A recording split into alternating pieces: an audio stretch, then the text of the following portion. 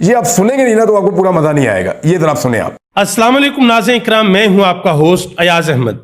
नाज़रीन इकराम, अभी 3 घंटे भी नहीं गुजरे और हिंदुस्तान दोबारा अपनी औकात के ऊपर आ गया है। पाकिस्तान के ऊपर दोबारा हमले शुरू कर दिए हैं। हालांकि अमेरिका ने पाकिस्तान और हिंदुस्तान के दरमियान सीज फायर करवा दिया था। पाकिस्तान ने वाज़िया तौर पर दुनिया को यह पैगाम दिया था कि हम हिंदुस्तान की बदमाशी निकाल देंगे, और सिर्फ 2 घंटे लगे, पाकिस्तान ने हिंदुस्तान की बदमाशी निकाल के बाहर रख दी।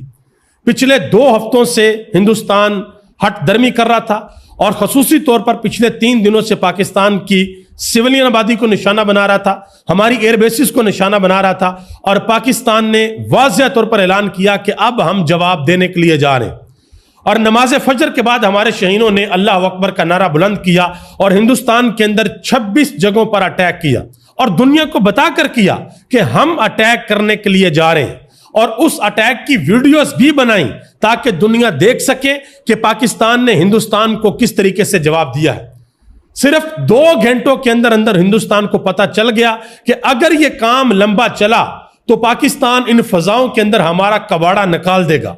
और दुनिया इस वक्त पाकिस्तान को यह कह रही है कि पाकिस्तान एयरफोर्स फजाओं की बादशाह है, इनके शहीन फजाओं के बादशाह हैं। और मैं एक बात बार बार आप लोगों को यह बता रहा हूं कि बात हथियारों की नहीं होती, बात जहाजों की नहीं होती, बात उन शाह सवारों की होती है जो घोड़ों के ऊपर बैठते हैं और जो जहाजों के अंदर बैठते हैं।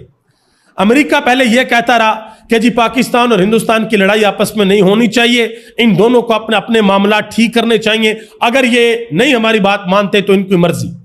लेकिन जब अमेरिका को पता चला कि हमारा बच्चा जमूरा बुरे तरीके से पीट रहा है, उनकी ठुकाई हो रही है, तो अमेरिका आ गया दरमियान में। पाकिस्तान के अंदर कोलें आ रही हैं, हिंदुस्तान को कोले जा रही हैं।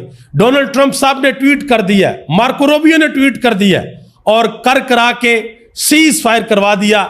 जी सीज फायर है पाकिस्तान और हिंदुस्तान के दरमियान अगले कुछ दिन के लिए। लेकिन हिंदुस्तान हमेशा हटदर्मी के ऊपर रहता है। उन्होंने कुछ घंटे भी नहीं निकाले और दोबारा पाकिस्तान के ऊपर हमले शुरू कर दिए हैं। अब सवाल यह बनता है कि हिंदुस्तान आखिर चाहता क्या है? पाकिस्तान के शहीनों ने जवाब किस तरीके से दिया है, पहले जरा वो मैं आपके सामने रख दूं, और आपसे गुजारिश करूंगा कि चैनल को जरूर सब्सक्राइब करें ताकि ये इंफॉर्मेशन का फ्लो आप लोगों तक पहुंचता रहे। जब पाकिस्तान ने हिंदुस्तान को जवाब दिया तो फिर हिंदुस्तान की वो खतून कर्नल ITV के ऊपर और आकर कहा कि पाकिस्तान ने हिंदुस्तान के ऊपर अटैक कर दिया। करना ही था भाई, हमने बताकर किया है, कोई छुप छुपा के तो किया ही नहीं। और आपकी एयर बेसिस को निशाना बनाया है, आपकी सिविलियन आबादी को निशाना नहीं बनाया। आपने बुज़दिली दिखाई, आपने हमारी सिविलियन आबादी को निशाना बनाया। पाकिस्तान ने जब इस ऑपरेशन का आगाज किया सुबह के वक्त नमाज फजर के बाद, तो पाकिस्तान ने वाज़िया तौर पर यह दुनिया को बताया कि अब हम जवाब देने के लिए आ रहे हैं। और पाकिस्तान ने जवाब दिया, और शीशे की तरह साफ जवाब दिया। और अल्लाह ताला की जात का लाखों करोड़ों शुक्र एहसान है, इज्जतें रखने वाली अल्लाह की जात है। हमने 2019 के अंदर भी बड़ा क्रिस्टल क्लियर जवाब दिया था, शीशे की तरह साफ जवाब दिया था, और आज भी हमने 2025 में भी बड़ा शीशे की तरह जवाब दिया है। अगर हम इतना जबरदस्त किस्म का जवाब ना देते तो हिंदुस्तान के अब्बू जान कभी भी दरमियान में ना आते, कभी भी अमेरिका दरमियान में ना आता। अगर पाकिस्तान का पल्ला भारी ना होता, हिंदुस्तान का पल्ला भारी होता, तो अमेरिका ने बैठकर तमाशा देखना था।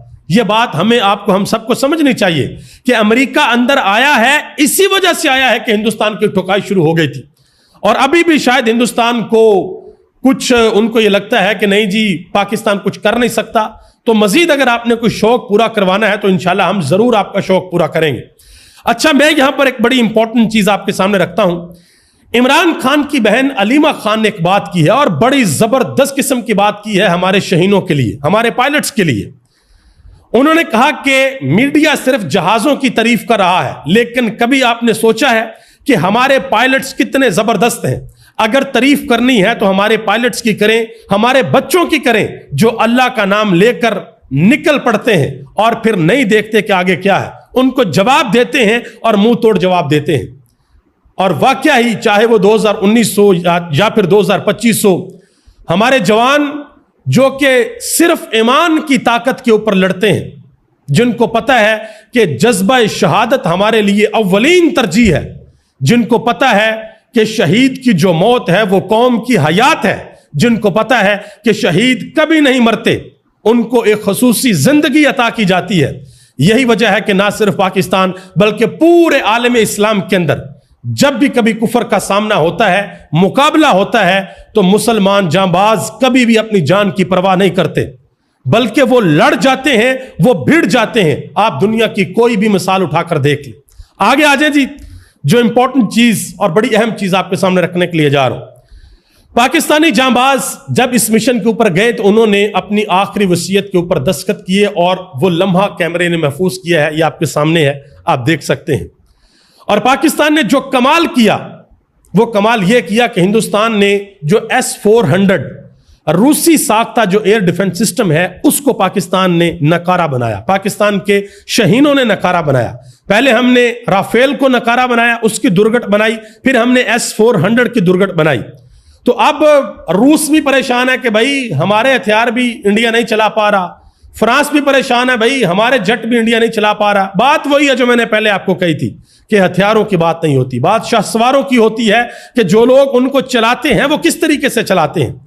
वरना आज तक राफेल को किसी ने नहीं गिराया, लेकिन पाकिस्तान ने उनको मार गिराया है।